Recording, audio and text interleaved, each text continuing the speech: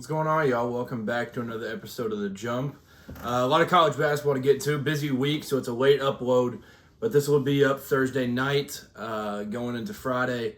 Probably a little bit late, but got to talk college basketball. March is right around the corner.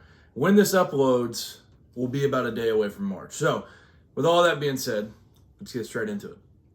So first off, I will go back to last weekend. I'm not going to spend a whole lot of time on these games because it's been almost a week since some of these. But last Friday, Michigan State went into Ann Arbor and took first place in the Big Ten. So that was obviously a very significant story because Michigan State, it's felt like there's been like 5 different times that somebody's like gained the lead in this conference and then somebody else comes and takes it. But all that aside, great game. Michigan State kind of like dominated it in a way. They ended up winning, I think, by 13 was the final. But the biggest story, I feel like, from this game was Vlad Golden proposing after the game. I tried to find if there was a reason, like if this girl is in town for a certain amount of time, then I understand it. But if you are proposing to your girlfriend after you lose to your biggest rival, and you could have done it another time, what on earth are you doing? What's going through your mind to think that that's the right call? I couldn't find anything. I don't know. I think she goes to FAU maybe still. I don't. That was like the only thing I found, that they met at FAU. She may still go there, so maybe she was just in town for a little bit. I don't really know. If that's the case, then yes, good call. But if he could have done that another time, then I think they played like 3 more home games, so I don't understand. But here we are. Vlad Golden, he picked up a lot of traction on the internet. Duke destroyed Illinois and MSG. This was kind of the interesting one because Shire said late. He said late in the year he wants to play a neutral site in like an NBA arena against a solid non-conference team. So they schedule Illinois. And they give Illinois the worst loss in school history, 43 points. This wasn't even like Cooper Flagg taking over. It was 1 field goal from Cooper Flagg in the first half. This was a full team domination, and I think Duke started like the second half on like a 10-0 run. And it was just, from that point, it was like, well, this will never even be close to a game anymore. 43 points ends up being the final. Oregon came back from down 16 in Madison to beat number 11 Wisconsin. So it's not a horrible loss when you look at it like, oh, shoot, we lost to Oregon. That's not terrible. But when you look at it, you're up 16 at home, and the announcers have felt like jinxed it 4 times because they kept saying like, oh, this is a top 3 win percentage at home in all of college basketball or all of Power 4, whatever it is. Like, they just kept talking about how this place is so hard to win at if you're the road team, and then they come back and win. And it was just a full ball don't lie. Like, the ball was out. I can't remember like how it all like ended up because I've watched maybe 85 college basketball games this week. But the ball, I think, went out on Tanji or on somebody else. They're like, oh, whatever, no, it doesn't matter. Just throw it in onside. Wisconsin ball. And then they throw it, and Tanji just drops the ball out of bounds. So it was like, all right, there we go.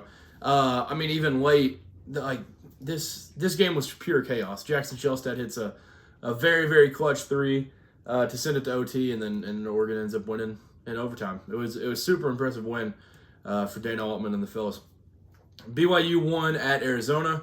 This game was just incredible because it was like 2 of my favorite offenses in the country while they're both at their best. Like, they were both balling out. It was just a chess match. And then the refs made it about themselves at the end. So there was the Caleb Love drive where they call the shot off, say it's on the floor. He hits 2 free throws anyway, so like it only really knocks off 1 point. But in a game like this, 1 point does matter. And then there's the Richie Saunders foul. That one was obviously horrible. I didn't care who won the game. I was just cheering on good basketball. But that's an awful call. It was just a historically bad call. But massive win for BYU.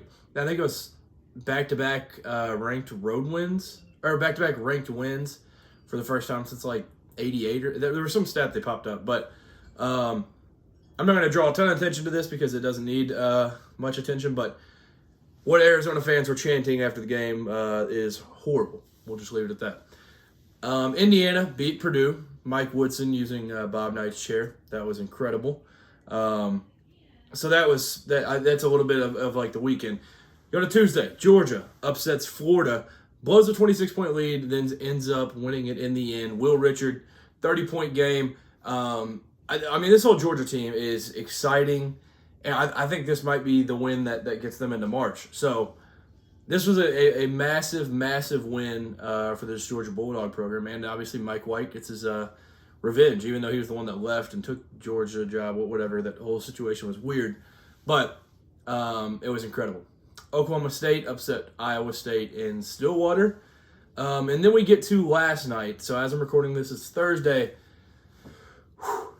This Wednesday night of hoops, it like college basketball did the thing where it just knows that March is coming. So multiple buzzer beaters or game winners and just great action all night last night. Michigan State wins at Maryland. So 58-55 final. Maryland showed a lot of good things down the stretch there to be able to make that such an incredible game. But Trey Holloman rips the hearts out of all of the Terrapins fans. So the thing that gives me like some worry for Maryland, and it has all year, but it feels like it gets worse like throughout this season. Maryland's depth is actually a problem. Like the Crab Five, that starting five is one of the best starting fives in all of college basketball, if not the best, but they have nobody. They really play like seven guys. In eighth, like we'll see the four, but like there's just absolutely no depth at all. And like Maryland's a popular team that people are trying to talk about and say like jump on them early and like that's going to be their pick to make a sneaky run. Maybe. I mean, you don't play 10 guys or whatever in March, so like maybe they'll have one of the best starting fives in the tournament. So, and when when you have two bigs that are that dominant, that's crazy. But Maryland, they're going to be fun. They're a fun team to follow for sure. But Michigan State winning this game is absolutely incredible. I don't know if they can win those 80s and 90s games. We're kind of yet to see that. They ended up holding off North Carolina's like run at Maui, which now is like 4 months ago. But like that was an example of like a higher scoring game that they've won. They make teams play their style of basketball a lot. Incredible defense, physicality, rebounds, and you get scores like this quite often. But what an impressive win. What an impressive win at College Park. This was just another game. Like Holloman, like he's been doing it like the last couple weeks. Like he's just pulling shots out of his butt, and he hits the 65-foot shot. This is like other 3-point line, and just like I said, rips the hearts out of the Maryland fans, like the whole fan base. Like I couldn't. That was one of those where it almost sucks to watch as a neutral fan because you just feel so bad because that crowd. The Maryland student section, unreal. That entire arena was rocking. It was an incredible environment, and yeah, it just took all the life out of the building there. But now Michigan State, like the biggest development for Michigan State that gives you more like hope that there is a run and stuff is like, well, obviously Tom Izzo's the coach. That's the number one thing that helps a lot, but. The Jace Richardson development is just crazy. Like now they're at the point where like if they want to, they can just say, all right, everybody, a 1-4 flat. Jace, just go to work, and like he can just do it. Like he just hits some crazy shots. He is incredible, and I think he should be a lottery pick at this point. I mean, he played a little bit throughout the year, but now his minutes are getting up, and he's balling. He is incredible to watch. Vanderbilt won in College Station. Almost gave up the lead, but the nickel for Vandy, he just it felt like every time A&M would like go on like a 4-0 run, 6-0 run or something, and they'd cut it to like 4, that dude would just hit a 3 every single time. That's what it felt like. But honestly, the biggest news from this game is how mad it made everybody. So if you're new here, I'm a Kentucky fan. So if you're watching on like we're YouTube TV users, shout out YouTube TV. Then we're trying to watch the Kentucky game that comes on at 9. The ridiculous like scheduling, and I mean, obviously like Buzz Williams is a big part of why this took so long. But this game took forever to finish. Like, I ended up going to the ESPN app and just watching it on there. I don't even know when it ended up switching over. But, like, it was almost halftime of the Kentucky game by the time this game finished up. So Cameron Drummond on Twitter, CDrummond97, he said he went back and checked the timestamps. The final 2 minutes and 33 seconds of Texas A&M Vanderbilt took just under 38 real-life minutes to complete. That is absolutely ridiculous. Like, how in the world... Like, they reviewed 37 different things, it felt like. Buzz used every timeout. They would just, like, be standing there. Like, there'd be nothing going on for, like, 5 minutes, it felt like. This game was absolutely ridiculous, and somebody's got to go to the SEC Network and get this thing fixed, because, like, have us play at 9:30 if you're going to do this. Like, this was absolutely ridiculous. So, yeah, it's just, I mean, it's, like, miserable to try to watch some games, and then you get this type of thing. Like, it just takes an hour. I mentioned the other buzzer beater. Kentucky, my Wildcats, we went at Oklahoma, and I wouldn't really bring this game up normally, other than the fact of this being like Lamont and Jackson, their return. Jackson, goes out in the first half or whatever. Lamont ends up fouling out. This becomes the Otega-Oweh homecoming just killing. Like, he scores the final 18 points for Kentucky, 21 of the last 23 points. He just completely takes over. Like, and it was wild to watch in live time because the first, Pope said it in his press conference, the first 28 minutes of this game, he was awful. Like, not even, like, good. It was, like, 5 points, not efficient at all. In those final 12, he went into a different mode. So, for those of you that don't know, he did play his last 2 years of college basketball, his first 2 years. He's now a junior. His first 2 years were at Oklahoma. He still has some friends over there. A really good friend of his is Jalen Moore. So, him going out this way, hitting that buzzer beater, and he was part of the double block there at the end on Fears when he drove. Still shocked they didn't call something there. I'm glad they didn't. But, yeah, it was absolutely insane. It was incredible. So, I'm glad Brandon Garrison was able to chill out a little bit, thanks to Amari carrying him off. But BG almost got a tech after the game. It was wild. It was an alright environment too. So it was a. I mean, it wasn't the toughest road environment we've played in for sure, but this is a game that we've lost all year. We lost at Texas, at Vandy, but this game, this was a much needed win. And I mean, it doesn't knock Oklahoma out of the tournament, but they don't have the easiest road going forward, so it definitely doesn't help them. So I mean, I think it'll take care of itself, and they'll probably end up missing the tournament. But yeah, Otega-Oweh. I will never forget this game. That's one of the most dominant performances I've seen in years from one player. Another basketball topic. Rest in peace, Gene Hackman. Hoosiers, man. I'm not a movie guy. If you know me, I'm not a movie guy, but this is a actor that I've seen 2 movies of, The Replacements and Hoosiers. Hoosiers is top 2 sports movie of all time for me. It may be 1. That movie, I remember watching as a kid and watching it recently, and I will be watching it probably tonight. Yeah. Coach Norman Dale. It's so sad to see him and his wife, his dog. Man, rest in peace. What a career.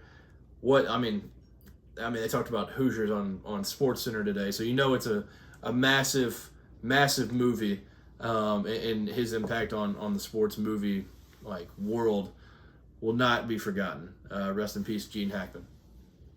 I mentioned it earlier. Saturday, the calendars will hit March. John Rothstein has been tweeting it out every hour on the hour, or this many hours from March. We are here. We are so back. I really feel so sad for the poor souls that are waiting to March, or even in the ones that waited until football season was over. Those poor people, they have missed out on one incredible year so far. And yeah, this was, it ramps up for me. I watch a stupid amount all year, but this week, there's been great late night games. Last night I was watching Utah State, Boise State until I'm on the East Coast, so it was, I don't even remember what time it went off, 1. But it's been great basketball all week. I am dog tired, but March is here. We sleep in May. So we will continue to talk a ton of college basketball going forward. So excited for it. But a couple of college football things before I get out of here, because those of you that have been on the channel for a while, college football and college basketball will be covered here. So those are my two sports. College football, there's one thing to note. I've brought it up like twice, I think, but now it's like actually being talked about and probably going to happen. The SEC Big Ten like agreement, the new format, 9-game conference schedule for both conferences. 1 game scheduled against the other conference, so I don't know if it's going to be the like placing in your conference or whatever, but like, so there's 10 of your games right there. 9 against the SEC. So I'll use Kentucky for example, since it's my team. 9 SEC games, and then 1, we'll just say Michigan State because they're on my mind. So there's 10 games. Now the problem is that it'll help you because the strength of schedule will be even better because it's been. That's a ridiculous schedule already. Now, the problem with like Kentucky, Georgia, Florida, South Carolina, who am I missing? That's maybe it, I think. I don't know. But those schools, for example, Georgia, South Carolina, Florida, Kentucky, we all have out-of-conference rivals, ours being Louisville. I think the rivalry is just going away.